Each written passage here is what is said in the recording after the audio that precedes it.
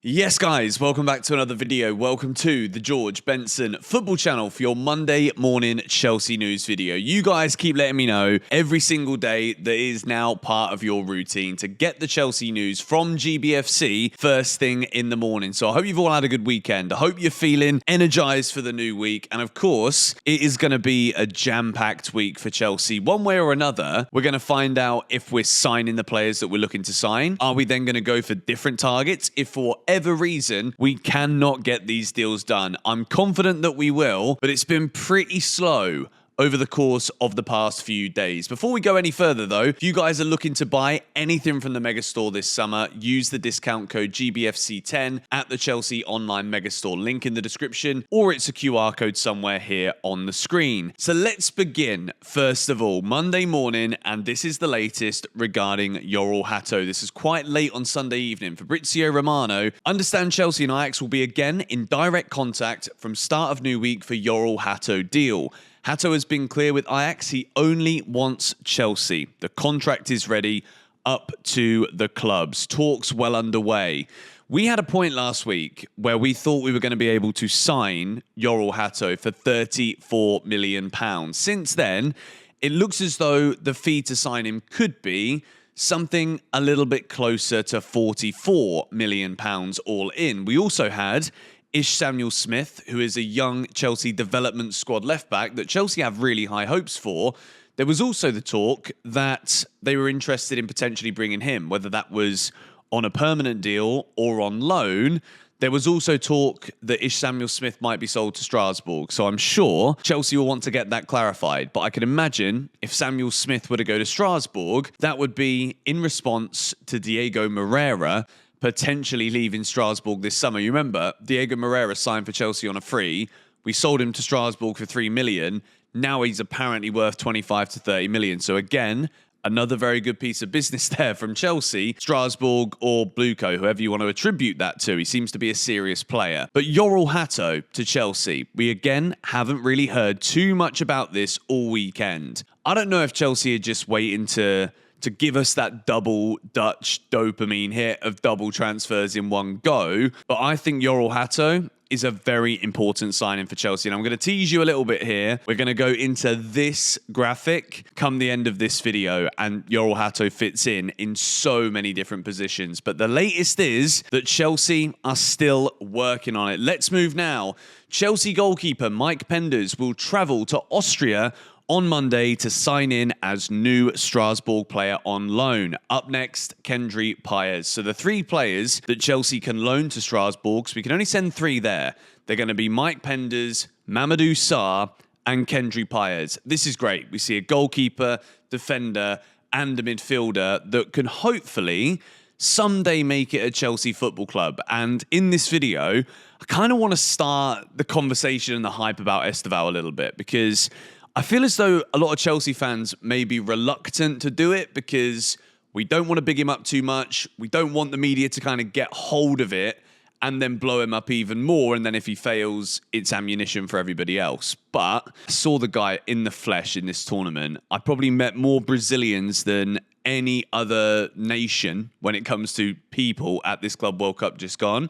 And in any conversations that I would have with these people, I'd be asking them about Esteval Willian, and not a single Brazilian. And this was Flamengo fans. This was Palmeiras and Fluminense fans. Not a single person doesn't say incredible things about Esteval Willian. So Kendry Paez will have to wait his chance. But what we saw with Santos at Strasbourg last season, just how important Andre Santos became within that team. Liam Rosenior is a very good manager, very much overachieved at Strasbourg last season. They were on the cusp of getting Champions League football, and in the end, they missed out on Europe. But it's a very exciting time there as well. And I think Kendry Paez will absolutely be brilliant. And Mike Penders, Chelsea see a big future for him. Will we go in for a goalkeeper this window? We'll have to wait and see. Let's move now into the latest. Joao Felix contract at Al Nassr will be valid until June 2027. So this basically confirms this is basically a mid-career cash getaway for Joao Felix, to be quite honest. A 2-year deal.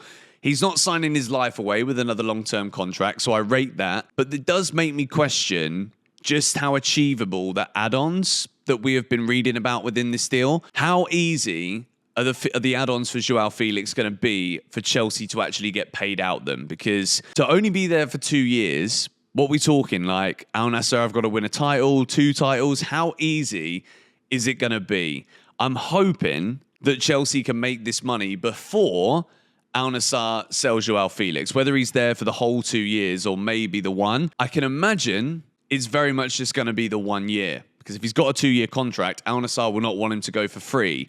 And neither will Chelsea, because we will want that sale to be done as soon as possible. So what this looks like to me, Joao Felix signs a 2-year contract. He'll cash in for a year, figure himself out in the footballing world, and then probably go back to Europe again. So we've got to be hoping as Chelsea fans, and look, I quite like Joao Felix anyway, as a person, as a player. I think who's kind of just been lost amidst the idea of being a flashy player as opposed to actually finding a home and finding a place to excel. So we'll be watching this one closely in the hope that when Al Nassr do sell Joao Felix, we can actually get some decent kind of money to make the most of the sell-on clause that we've attached to his contract. Now, in order for me to talk about Chelsea's squad depth right now, I think it's a perfect time to caveat it with my lack of concern for Liverpool right now, because I'm seeing a lot of people ask me to talk about this a bit more. People want to hear what I think about Liverpool's business, be it Alexander Isak. Does it make a title race even impossible? Is this guaranteed Liverpool success? Because a front four of Mohamed Salah, Florian Wirtz, Ekitike, and Alexander Isak, yeah, that is a pretty scary looking lineup, but this is also pretty great attacking depth as well. We're going to go into this in a bit more detail, but let's talk a little bit here about Liverpool, because the latest is this. Luis Diaz will travel on Monday for medical and signature at Bayern Munich. Liverpool have done very well here. Luis Diaz is 28 years old.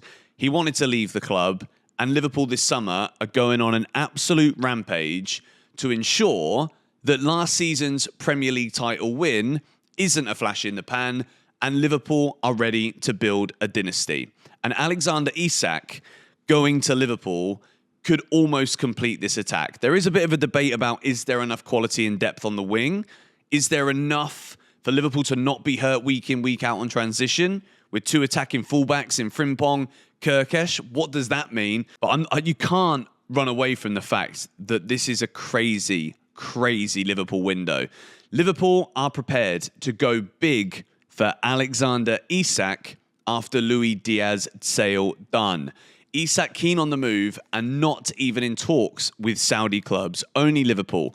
Up to Newcastle now with LFC waiting, but ready to enter strong with record proposal.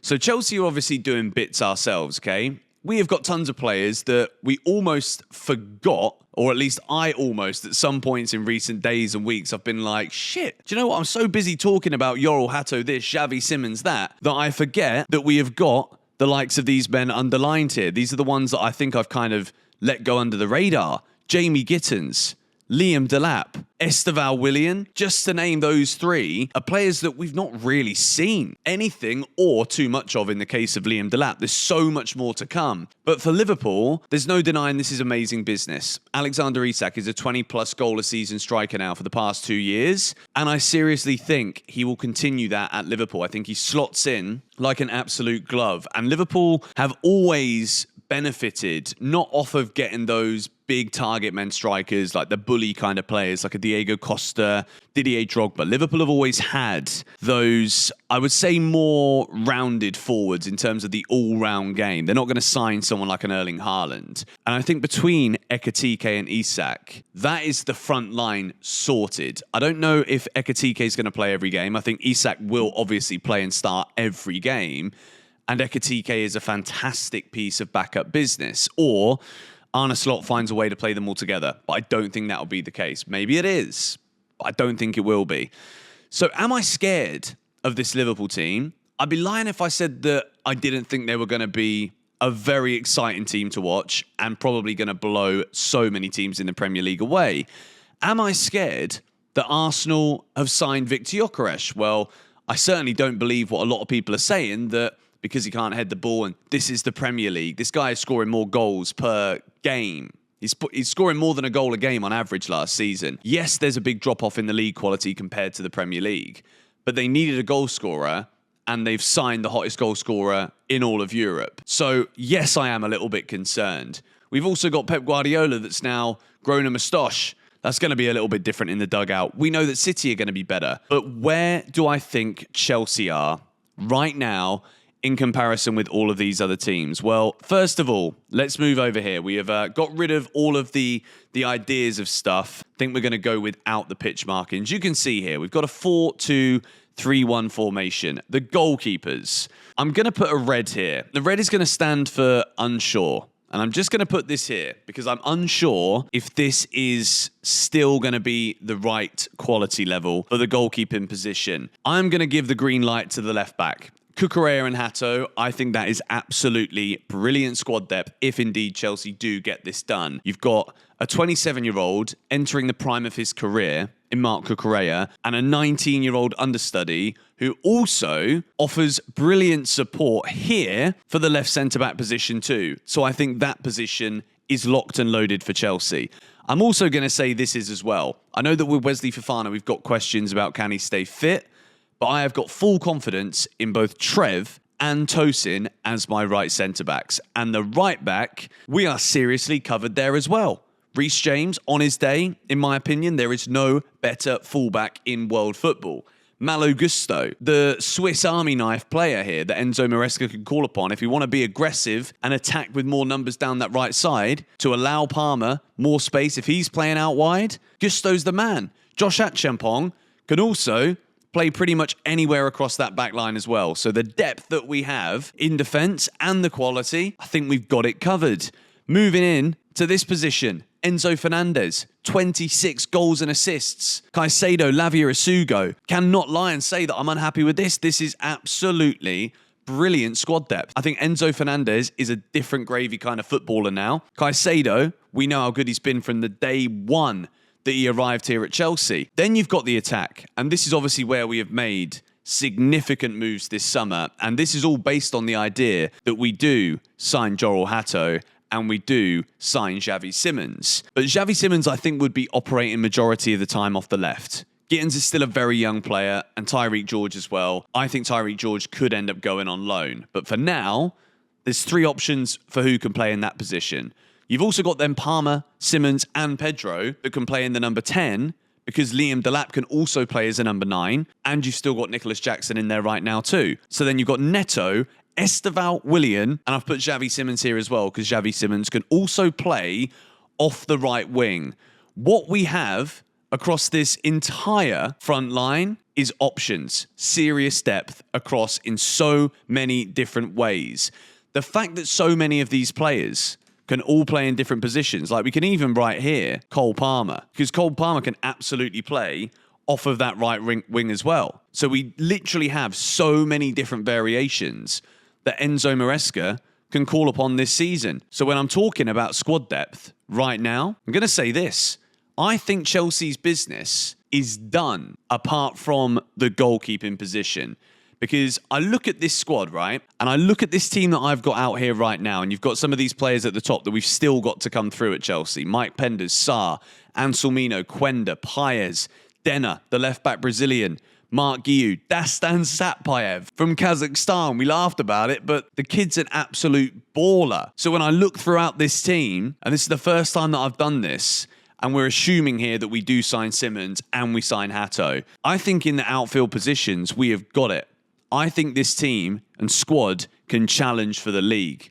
And yes, I know that some people might be like, oh, here we go. We ain't even kicked a bloody ball yet. We haven't even hit pre-season. We just won the Club World Cup, mate. Remember that. And we did it so emphatically, and we grew as a side throughout this tournament, which is why, even here, I'm putting this in lowercase because, yeah, I'm still a little bit unsure because I think I'm going to need to see Rob Sanchez for an entire season play the way that he's done in the past 4 months before I can get rid of all of those scar moments in my brain from certain moments in time from Robert Sanchez. But telling you now, guys, we are in for a treat. And especially this man down the bottom here, Esteval Willian. Man, very few people are talking about him right now. because obviously so much has been said about the deals we're still trying to get done. And Joao Pedro stole the headlines in the Club World Cup, scoring in the final and scoring 2 in the semi. So with that, Estevao is kind of just going under the radar. But I'm telling you now, I am absolutely buzzing for this kid. And let's see if after today, we can be talking about more guarantees. Because here, this looks amazing. And that is with the notion that Hato and Xavi Simons will be joining Chelsea. But anyway, going to wrap this video up here. If you did enjoy it, make sure you do hit the like button and please do subscribe to GBFC if you haven't already done so. We're already on the way to 351,000 subscribers. The train keeps moving. The content will keep coming. I will be live just after lunchtime today on GBFC before your second video late tonight. Thank you guys for watching. Come on, you Blues.